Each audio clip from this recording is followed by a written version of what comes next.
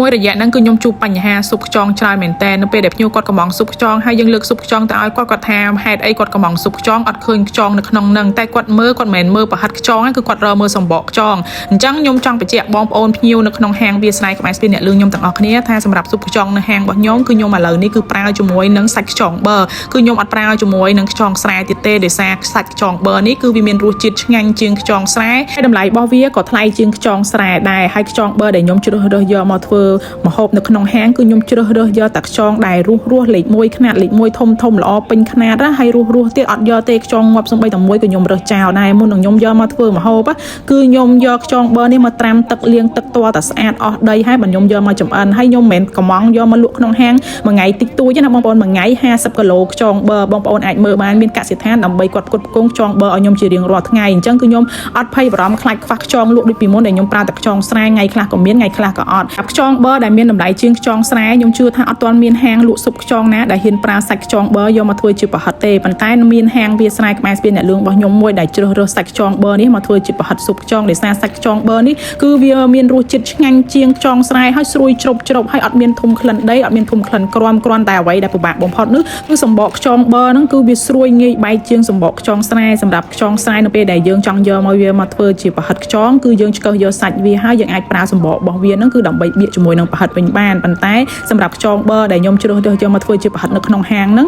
គឺអត់អាចយកសម្បករបស់ខ្យងប៊ឺហ្នឹងមកបៀកជាមួយនឹងប្រហិតដូចខ្យងស្រែបានទេដោយសារសម្បកវាងាយនឹងស្រួយងាយនឹងបែកខ្លាំងមែនតែនសូម្បីតែយើងលាងយើងចំហុយវាហ្នឹងក៏វាបែកធ្លាក់កំតិចមកឡើងពេញកធុនដែលយើងកំពុងតែលាងសម្អាតហ្នឹងដែរហើយនៅពេលដែលខ្ញុំសម្រេចចិត្តថាប្រើសាច់ខ្យងប៊ឺដើម្បីធ្វើជាប្រហិតហើយគឺខ្ញុំអត់ប្រើជាមួយនឹងសម្បកខ្យងដើម្បីយកមកបៀកជាមួយនឹងប្រហិតទេដើម្បីកុំឲ្យបងប្អូនដែលគាត់កំងស៊ុបខ្យងញ៉ាំហើយវាងាយនឹងបែកសម្បកហ្នឹងនៅចូលទៅក្នុងស៊ុបធ្វើឲ្យបងប្អូនពិបាកញ៉ាំដូចជាមនុស្សចាស់និងកូនក្មេងគឺគាត់ពិបាកអង្គុយរើសកំតិចបំបែងខ្យងហ្នឹងទៅញ៉ាំទៅខ្លាចប៉ះពាល់សុខភាពគាត់ទឹកខ្ញុំយកតែសាច់ខ្យងដើម្បីយកមកវាយជាមួយនឹងប្រហិតត្រីឆ្លាតធ្វើជាស៊ុបខ្យងអញ្ចឹងនៅពេលដែលបងប្អូនដែលគាត់មកញ៉ាំស៊ុបខ្យងនៅហាងខ្ញុំគាត់តែងតែមានបញ្ហាមួយគឺថាពេលដែលគាត់មើលក្នុងស៊ុបខ្យងរបស់ខ្ញុំគឺអត់មានសម្បកខ្យងគាត់មិនមែនរកសាច់ខ្យងទេគឺគាត់អត់ឃើញសម្បកខ្យងដូចហាងដទៃដែលគេលក់ស៊ុបខ្យងតែគេមានសម្បកខ្យងបៀកដូចខ្ញុំបៀកពីមុនអញ្ចឹងណាប៉ុន្តែនៅពេលដែលខ្ញុំចាប់ផ្ដើមជាមួយនឹងសាច់ខ្យងប៊ឺគឺខ្ញុំអត់ប្រើជាមួយនឹងសម្បកខ្យងអញ្ចឹងធ្វើឲ្យគាត់មានការជ្រុលយល់ច្រឡំថាហេតុអីគាត់កំងស៊ុបខ្យងហើយគឺអត់មានសាច់ខ្យងនៅក្នុងនឹងអញ្ចឹងតាមពិតគឺសាច់ខ្យងប្រហិតខ្យងរបស់យើងគឺយើងមានប៉ុន្តែអ្វីដែលយើងអត់មានគឺអត់មានសម្បកខ្យងដែលបៀកជាមួយនឹ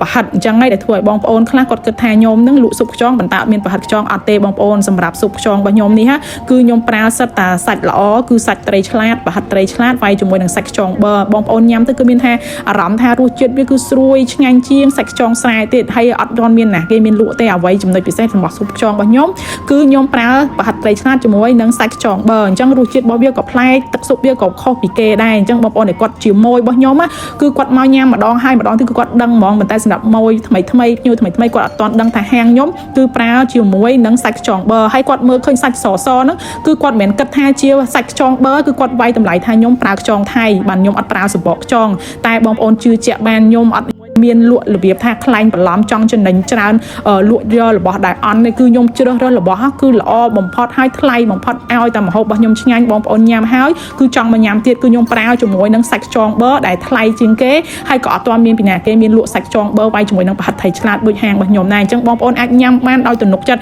ហើយមិនមែនតែខ្ញុំធ្វើលក់ទេសូម្បីតែខ្ញុំមកញ៉ាំនៅផ្ទះខ្លួនឯងនេះគឺខ្ញុំយកមកផ្ទះខ្លួនឯងញ៉ាំនេះគឺចំនួន2ឈុតធំគឺដាក់មកឆ្នាំងធំតែម្ដងគឺខ្ញុំញ៉ាំដូចដែលខ្ញុំលក់នៅក្នុងហាងអញ្ចឹងស៊ុបខ្យងរបស់ខ្ញុំគឺមានប្រហិតខ្យងសាច់ខ្យងប៉ុន្តែគឺអត់មានសម្បកខ្យងដូចពីមុនទេគឺយើងប្រើតែសាច់សុទ្ធទេណាអញ្ចឹងបងប្អូនដែលមកញ៉ាំស៊ុបខ្យងហើយអត់ឃើញមានសម្បកខ្យងបងប្អូនកុំឆ្ងល់ថាមិនក៏ស៊ុបខ្យងអត់មានសម្បកខ្យងគឺអត់មានទេសម្បកខ្យងប៉ុន្តែបើសាច់ខ្យងជាមួយនឹងប្រហិតត្រីហ្នឹងគឺថាយើងបានវាយចូលគ្នាគឺថាមានសាច់ខ្យងប្រហិតខ្យងគឺត្រឹមត្រូវបងប្អូនអាចមកញ៉ាំបានអានេះខ្ញុំញ៉ាំខ្លួនឯងផ្ទាល់នៅផ្ទះដាក់ម្ដងគឺថាមួយឆ្នាំងធំគឺញ៉ាំដូចលក់នៅក្នុងហាងអញ្ចឹងបងប្អូនអាចមកញ៉ាំបានដោយទំនុកចិត្តគឺយើងថាលក់ដោយភាពជឿជាក់ឲ្យបងប្អូនញ៉ាំឲ្យឆ្ងាញ់តែម្ដង